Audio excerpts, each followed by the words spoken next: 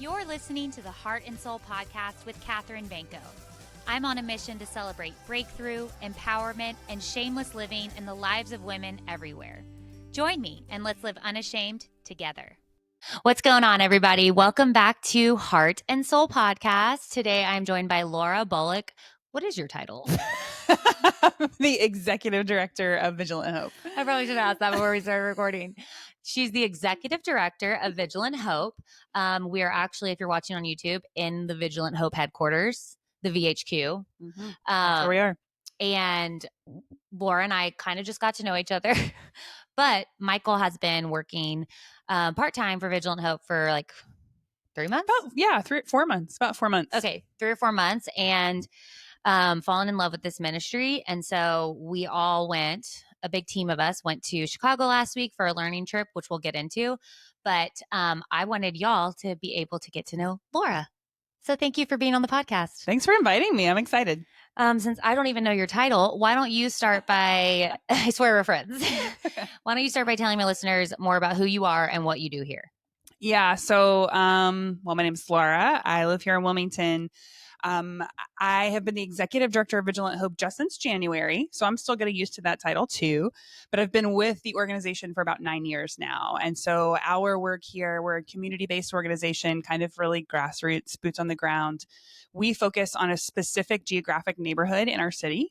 We call it the South Side, which is the south side of downtown Wilmington, a historically neglected community. And really our heart is to be holistically available and empowering to that community in whatever way that it needs based on the season of life. And so we've done lots of different programs over the years. We've had community, after school programs in our early days. We've had community meals. We've run a mobile shower trailer. You can check out mobileshowersilm.com, which is another arm of our work where we send mobile trailers out into the community for folks who are experiencing homelessness.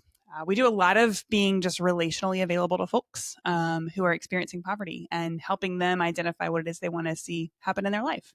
So really you can't put Vigilant Hope in a box. We surely do not fit in a box. We are not a traditional nonprofit for sure. Just like you can't put God in a box. That's right. We went on a trip last week to Chicago, and it was, as you would say, what'd you say, packed? We maximize every day. We maximize. I'm like, what'd you say? Tired, packed? Yeah. Full, overscheduled. I think some would call it. We were there 3 days and we made the most of it thanks to Laura. And we went and shadowed 3 kind of organizations there that are making impact in their community in the South Side and West Side of Chicago.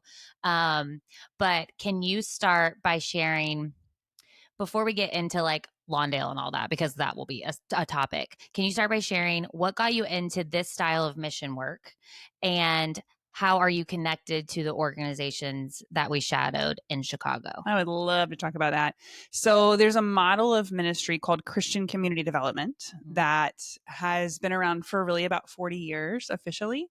It's a whole network. So there are folks all over the United States and really the world that are doing this kind of work. And so there are 8 key components that build up Christian community development. So it's a really different model from typical charity because it focuses on empowering the people who live in the community to know and pursue the health that they want for their own community, as opposed to somebody like me, the outsider, coming and telling somebody what they need, or saying, let me do this for you, or let me do this for you every single day for the rest of your life. It's like, well, what do you need so that you can be successful? What do they call that? It's like come in and be like a white savior to like an underprivileged community and think that you can come in and just write a check or give an idea and then leave, and then that would produce results. It's just not like that. It's all relational. Right. Exactly. And so I think, we're recovering from, some of that bad theology, I would say, ourselves. And a big part of what Vigilant Hope does is help people that want to help not come in as the white savior thinking they have all the answers, but come in curious, come in with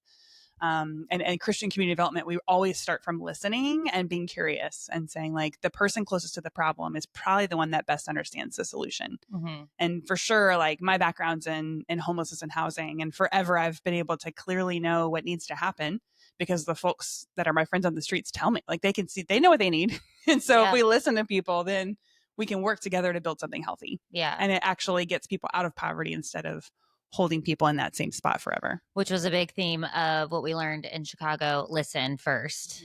In fact, Coach, who I'll have you describe, said or was it Coach or was it the last guy we saw? I can't remember his name. Pastor Jay, maybe? Jonathan No, Brooks? it was, or one of them said, take a year to listen. Yeah. Like a full year. Oh, yeah. I can't remember who said it at this point, but that was the theme of every organization we visited. Is I listened to the community. I listened to their needs. I listened to what they needed.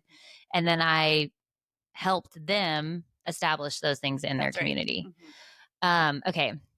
So what is your connection to specifically Lawndale Christian Community Church in Lawndale, Chicago area? And how did we get connected to go on this trip? Yeah. So we as an organization have been a member of the CCDA, Christian Community Development Association, for a couple years now. I sort of stumbled into that whole community, to North Lawndale, Lawndale Community Church, because it is sort of the founding space that birthed the network, CCDA. And I found it through searching for higher education programs. So basically, I had been doing urban ministry for 10 years. And was that here? Mm-hmm. Through Vigilant Hope? Doing the ministry work? Yeah. Mm-hmm. Okay, so I've been before you were full-time, the 9 years before, that's what you were doing. So for the last 9 years, I've been with Vigilant Hope. I was running our street outreach and our community training. So if we came to a church and did a workshop on how to interact with people experiencing homelessness, I would be leading that workshop historically. Right. So I'd been doing the work for a long time, but it was lonely, honestly. Like our staff is a really deep community, but often because we're like I'm this white person that's immersed to myself in a predominantly African-American community. And I've been welcomed, but also I'm different. And then I, coming from the white middle-class community, but living most of my life in other neighborhoods now, I don't quite feel at home there anymore either. And so I was quite honestly feeling isolated and just frustrated. And also we were urban ministry is hard. The obstacles we're facing are hard. And I was tired of watching people suffer going, I just feel like somebody else knows how to do this well. So I literally was Google searching and I found this master's degree at Northern Seminary that was called Christian Community Development. And I was like, whatever this is, I want it. Yeah. And it exposed me to, so Coach, who you mentioned earlier, is the director he was the pastor of Lawndale Community Church. He's the director of my school program. And so I've gotten to spend the last really 4 years getting to know him and being mentored by him. Just been awesome. Yeah. And he was amazing. Yeah.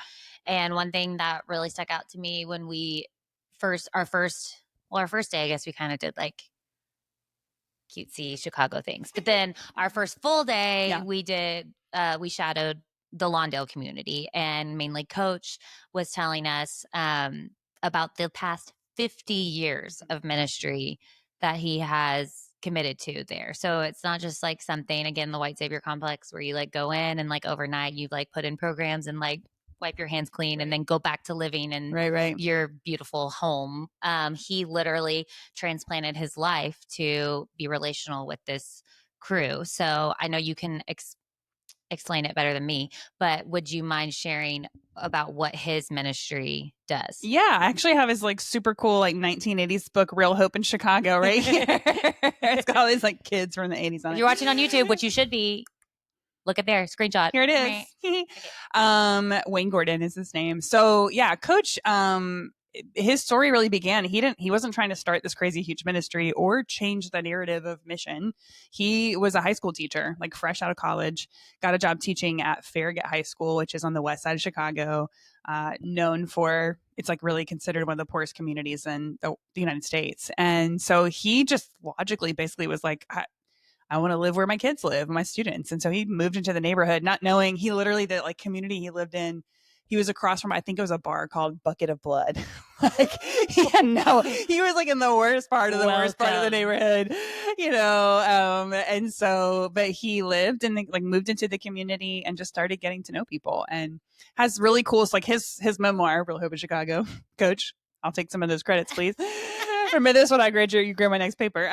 But yeah, he got married, his wife Ann, they both moved into the community and they started really, the kids in his school, he was a wrestling coach and they kept losing matches, not because they weren't good, but because they couldn't bulk up because they didn't have a weight room. And so he literally just got a weight room, some weight equipment, and they had Bible study and weightlifting. And out of that, the kids were like, Coach, like we're reading about church and we don't want to go to our grandma's church, but when we read in our Bibles with you, like we think we are a church and we think you're our pastor.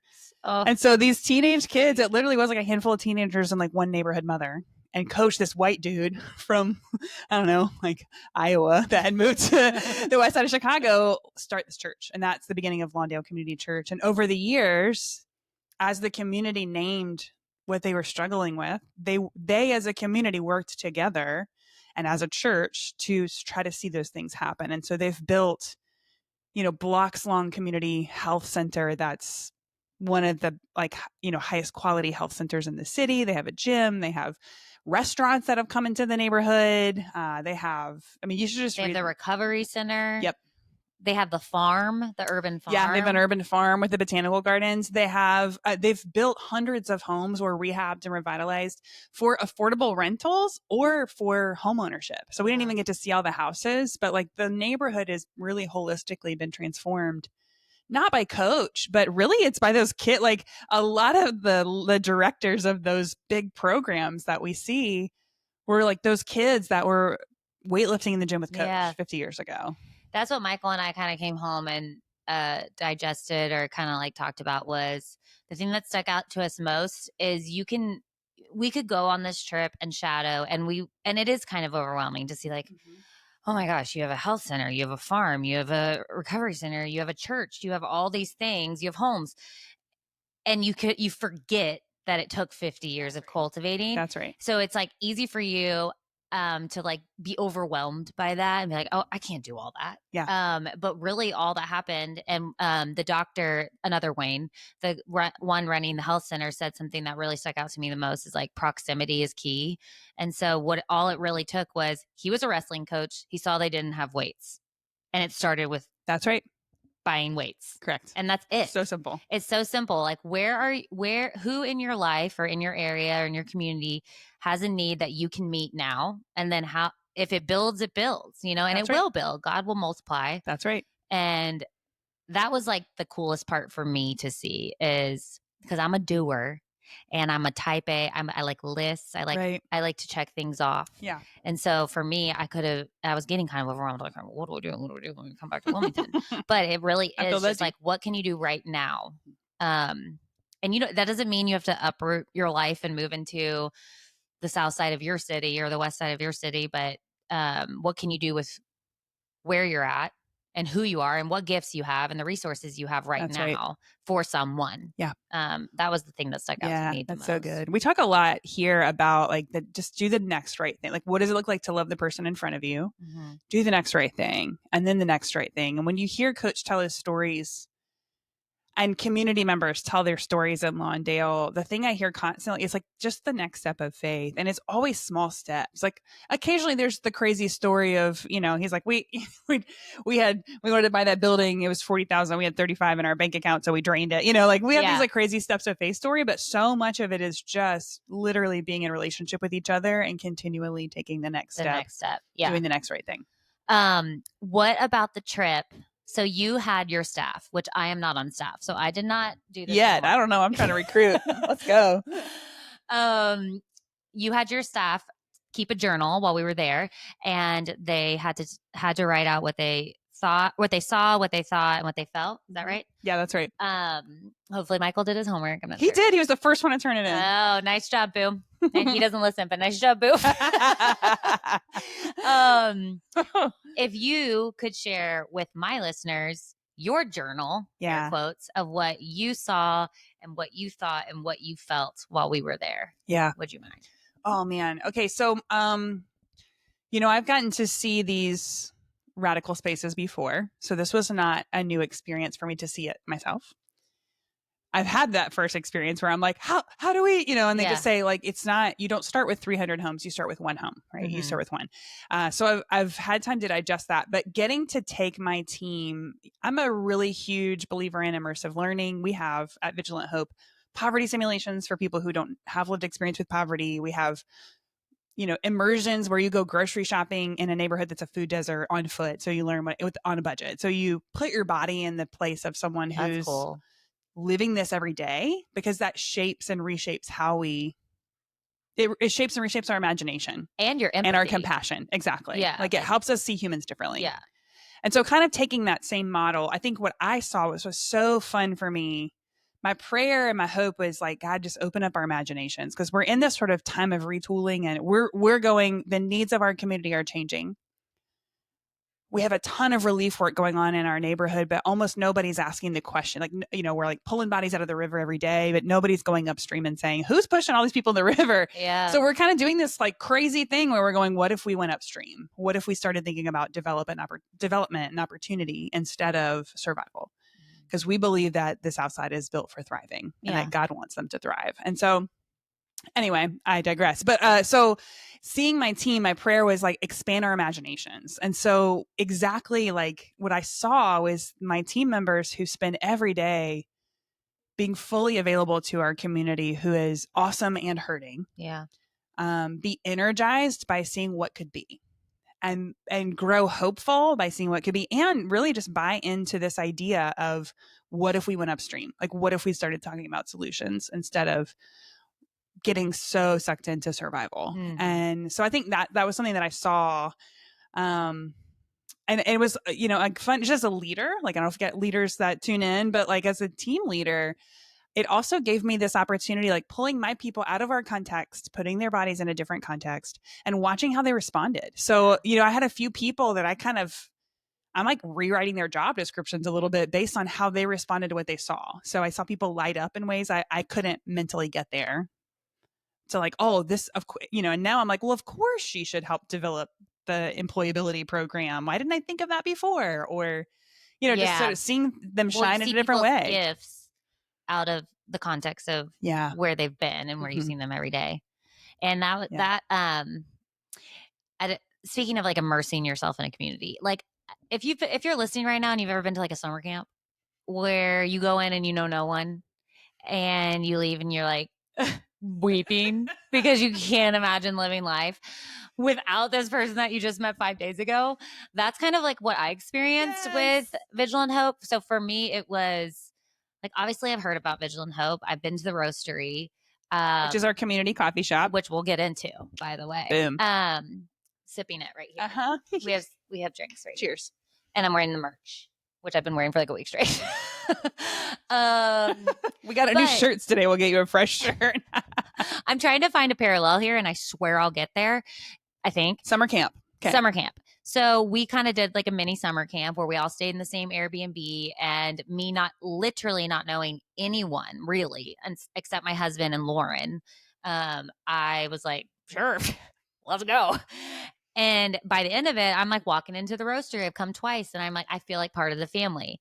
And it gave me a good picture, like a parallel of what it likes to like really go into a space with someone, because that's what Coach did. Is he didn't just like get a job at the high school and then like live 15-20 miles away. He moved into the city, and that proximity allowed him to better understand the people. Yes. Same with like summer camp. It's like, you don't know this person from Adam, and then all of a sudden you've spent 5 overnights and done like Bible studies and water events and things with them and ropes courses, and all of a sudden like you trust them with your life. Mm-hmm. That's what I was trying to like parallel for me, since I'm not necessarily on staff, but I know I can help.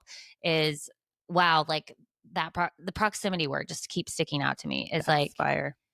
If you don't go into the space, you'll never know, one, how connected you might actually be to those people that you've judged or you've put in a different class system than you. And two, you'll never know like the impact you actually could make, or they could make on you. Exactly. Or that you could make together. Like, I think that's so often, I think about in the Bible, there's this book called Nehemiah, and I'm like obsessed with Nehemiah. He was this government worker who had lived in captivity, and he goes back and basically like he had been like in Babylon, in the empire system, right? So he's a government where he's had access to education. He's had access. Now he was like the food tester guy. So also he risked his life literally every day. So probably the trauma was high, but he was also favored, beloved, living in the palace. And he goes back to Jerusalem. That's like a total dump at this point, with the people who were left behind because they weren't worth kidnapping. And empowers them to rebuild their own city. But I think it did take Nehemiah and the people that were there that were deemed undesirable and like working together. So anyway, I think that mutual picture, when we get close to each other, the doors start to open up for what we could accomplish together and the beauty that can come. And it's really easy with our busy schedules and our to-do list to not look up and like see the needs around us, to kind of just like go from one task to the next. Like even if you just kind of look around, which I noticed on the trip, like how people were not looking at their phones. Yeah. Like while we were on the trip. Yeah. Granted, we were like sitting and it would have been disrespectful to like pull out our phones because we're sitting. I had scheduled every second, so there was no time. Granted, we had zero time to look at my phone. So sorry if I didn't text you back last week. Yeah. But what I noticed in our world, and we go back into the world, is like I'm just like scrolling and looking at my phones. I'm going from one meeting to the next, and like I don't even sometimes look up and where I'm at to see where the need is. And that's like a huge thing if you're listening in life. Like if you could just like look up and see someone and just like meet whatever need they have or listen to them, like that could really change the trajectory of that person's day and even life, just because you saw them and noticed them. That's so good. And I think that, that's where like, by all means, I want everybody to come join us in the inner city, right? I'm always like, come be a part of our life. Let's go. Some of you, maybe that's your thing, your next step. But for like, I swear there's a margin of every community. Like there's a margin in your church foyer after the service. Somebody's on the edge and they're not going to be noticed unless someone notices them. Yeah. At the soccer field, when you take your kids to soccer practice, like where do you put your soccer chair? Because there might be, maybe it's that mama that doesn't speak super great English, or you're assuming doesn't speak super great English. That's the only one that's off to the side, or, like there's always a margin of every space. And so I'm learning to ask the question like, okay, Lord, in the morning, open my eyes to see the person. Maybe it's the person on the street corner and they're flying the sign and they've had to posture themselves all day looking pitiful, looking needed, because you're not going to feel sorry for them, or you're not going to help them or invest in whatever it is they're asking for if they look well. So they have to look miserable. And like, can you imagine holding that posture all day? So that eye contact, that, I'm the queen of rolling the window down, and 9 times out of 10, it's awesome. Every once in a while I upset someone because it's not what they're asking for, but like 9 times out of 10, I'm like, hey, I have no money, because I never have any money. Yeah. I'm like, but I see you and I hope you get your need met today. Yeah. And just that moment of dignity, like 9 times out of 10, people are like, thank you. Like their humanity is honored. And anyway, don't get me preaching, but it's a proximity, it's so true. Eye contact, paying attention to people. Our church does like these, they put together like Ziplocs of like toilet paper, soap, snacks, things that someone who's unhoused might need. And so I try and collect a few at the beginning of the month. And then when I see someone in need, I'll roll down my window. And we actually just did it on Sunday after church. I dropped after church. This is our routine. We're routine people. Okay. Dropped Michael and William off at the grocery store, and Coco's already asleep in the back seat, and I drive around until they're done grocery shopping, and then I pick them up. Well, as I'm doing my laps, there's this guy on the corner at the grocery store, and I'm like, we need to go back there when we get back, when I get all the kids in the car and everyone. So we go back, and we roll down the window and we hand him his thing, and we look him in the eye, and we're like, we really hope that God blesses you through this. We could have just given it to him, thrown it, and like drove off. But then we had to go. It was kind of awkward. Michael was like, great route, Kathryn, because I like stopped in the parking lot and he was like on the street, like on the other side. And I was like, sir, come here. We have something for you. And then awkward, I pull out and I have to pass right by him again. Michael's like, you're so dumb. Like we could have just done it right here. And I was like, I don't know what I was thinking. I just like, and so, but when we drove by him again, he looked up and he waved and he said, thank you. And I was like, just by someone looking at him, like it gave him the confidence to look up and look back at someone. Cause that is a lot of loss of dignity to be in that vulnerable of a state. Truly. And one thing I love about William, speaking on this topic, my son, and kids will do this, scripture says have childlike faith. And I truly, since having kids, get that now, because you kind of forget as you get like pained by the world. But William, anytime he sees someone on the street, he always says what he thinks they're feeling. Oh, so stop. I know, it's so sweet. He'll be like, Mommy, that guy looks really sad. Or that guy looks hungry. And like, it's so obvious, but it's Yeah. things that we don't even approach out loud Yeah, because that's it so just good. feels uncomfy. Mm-hmm. Where he's like, got this, like, I see a guy who looks sad. What can we do? He's Yeah, sad. We help that's sad right. people. And anyways, I don't know where I'm going. I'm on a tangent, but I love it. but Just read that.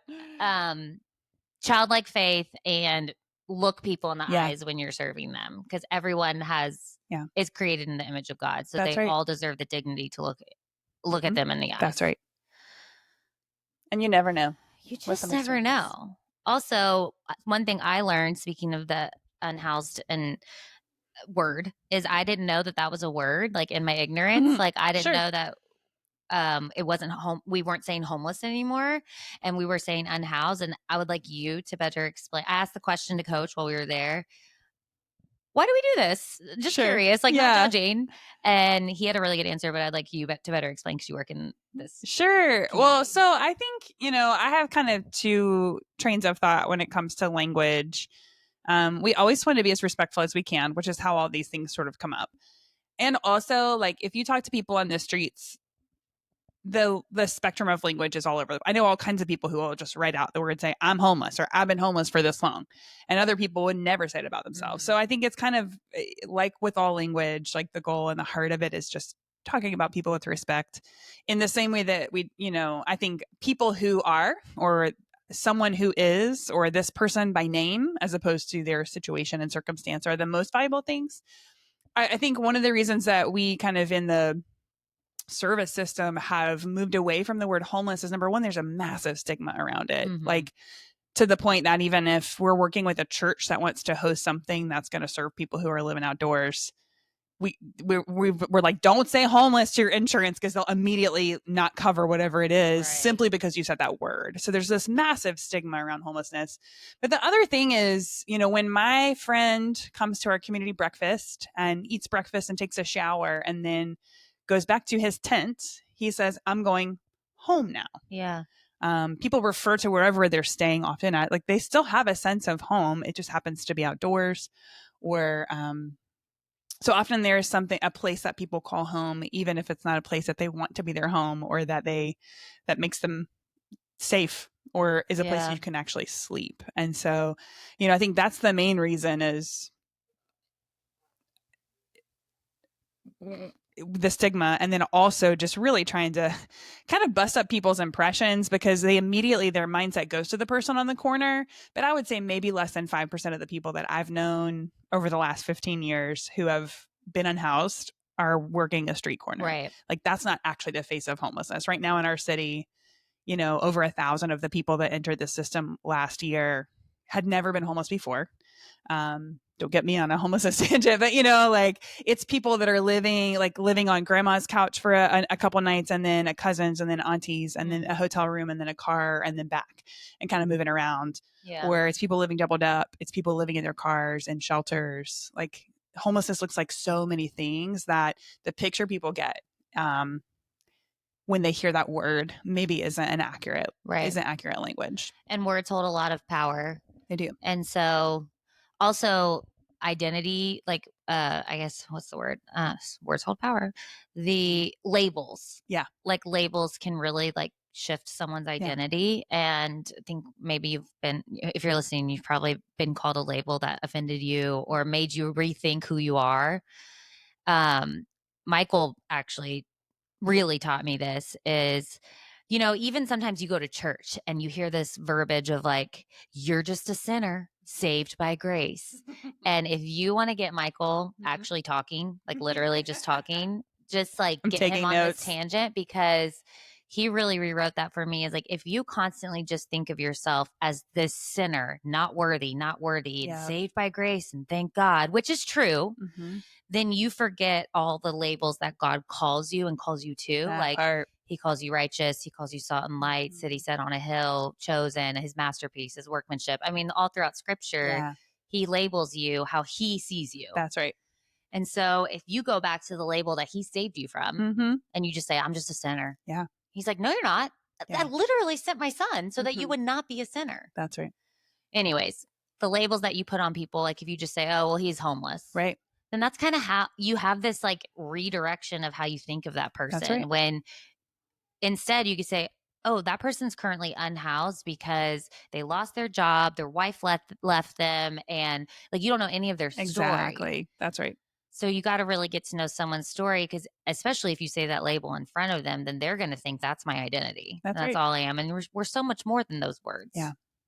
And the on the trip, we're touring this neighborhood, and we had this adult woman who gave us a tour with Let, and she was like, in North Lawndale, like we are like listed as one of the poorest communities in the US. She's like, but we don't feel poor. Yeah.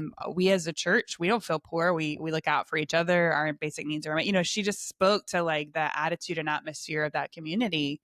Didn't identify themselves as poor. And even like Coach tells stories about making mistakes when he was early in his work, talking about people, and then a little girl, it may have been Willette when she was a little girl, who knows, but like, like him telling this, talking about this little girl that was poor, and she was like, Coach, I'm not poor. And like Coach is like, she had nothing. Like she was materially poor, but she did not see herself that way. Yeah. And so we do have to just be really careful about how we're characterizing people. That's like just a whole nother, I feel like, podcast is like, I've done short-term missions, and I come out thinking they have so much more than we have, and we have money. Absolutely. Because of just the relationships, the joy, the dependence on God. Like when we have everything, our needs met with money and finances and like material things, it's hard for us to be like in a lowly position of feeling like we need to depend on God. We kind of become our own gods. Mm-hmm. So you really see in those types of communities that they've kind of found the key, which is just relationships and God, and material things, they don't satisfy you. They might fill a void for a little bit, but they really don't fully satisfy. Well, that's what we always, we teach a lot of workshops, and we'll ask people, usually who are coming from outside the community, like, what's the opposite of poverty?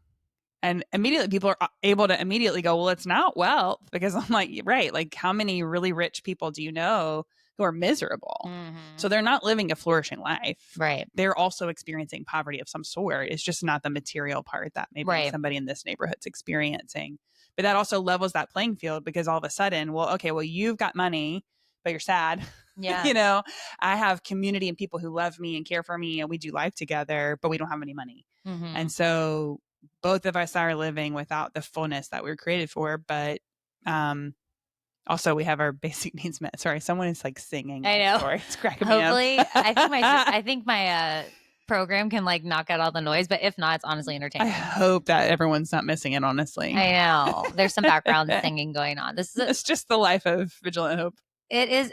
Which, speaking of, if someone, I have a lot of not a lot of listeners, but a lot of my listeners live in Wilmington. Awesome. So if someone is listening to this and they want to get plugged in, like, what's their first step with Vigilant Hope? Yeah. So there are a couple different ways that you can engage with us. You can learn with us.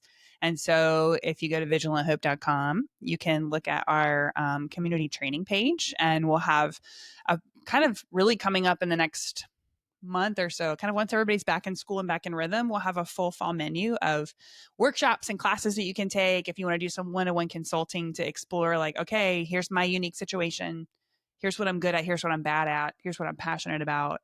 How am I useful? Like, a lot of people they want to help, but they don't know how. So our whole thing is helping you figure that out. So you can learn with us.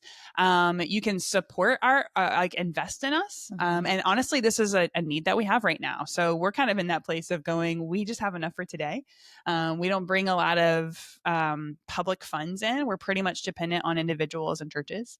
And so we are like dreaming big. We're trying to purchase one home, right? So like affordable housing, we haven't figured out how to solve all the problems. We can't build 300, but we can buy one, and rent it to somebody who has graduated from our leadership development program, and he's moving back into his community to invest in it. So you can invest, you can give specifically to that need, or just to our general, that's vigilanthope.com/donate. And I'll put all these links in the show notes.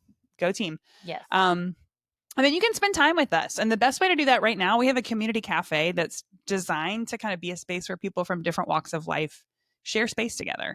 And so we have folks, like, if you come and stand in line in the morning, you might be behind like an elected official and in front of somebody who like may or may not have slept on our back porch last night. And everything in between. And it's just kind of a beautiful dynamic space with lots of different people. So you can buying coffee literally helps fund the work that we do. Mm-hmm. And if there are some ways you can get into the weeds with us. If you want to look at hosting a pop-up safe space at your church or your business location where folks can come take a shower, like if maybe there's an encampment near you, or if you just want to figure it out, we're here to help walk with you to figure out how you can best serve your city. I love that. And I'm going to put all those links in the show notes so that y'all can get connected. What's the best place for my listeners to find you? Follow you? Oh, well, yeah. You can follow me on Instagram at Life with Laura B. I think we learned this week. Oh, no, you didn't. Michael learned that I don't have Twitter. I don't either. Oh, what is it? What's the other one? TikTok. Actually, we can edit that out because I'm so not cool. I do have a Twitter that I haven't posted on since like 2014. So it's like my old thoughts are out there. Oh, everybody go look that up. Yeah, so I don't even. Yeah, I don't have a TikTok, but I do have an Instagram, Life Laura B. You know what? We all got the gram. Yeah, connect with Laura on Instagram. And then I will also put the handles for Vigilant Hope and the Roastery in the show notes as well so that you can follow them. And we do a lot of, we drop a lot of good info on there. So you'll see my face if you go to vigilanthope.com or follow us on the socials. Thanks for being on my podcast. Thanks for inviting me. It's so fun. Yeah, it's like going back to camp. Literally, I love it. All right, camp BFFs. Camp BFFs. All right, listeners, love you. I'll talk to you next week. Bye. Thanks for listening to Heart and Soul. If this episode encouraged you in any way, please leave a review on Apple Podcasts or wherever you get your podcasts. Talk to you next week.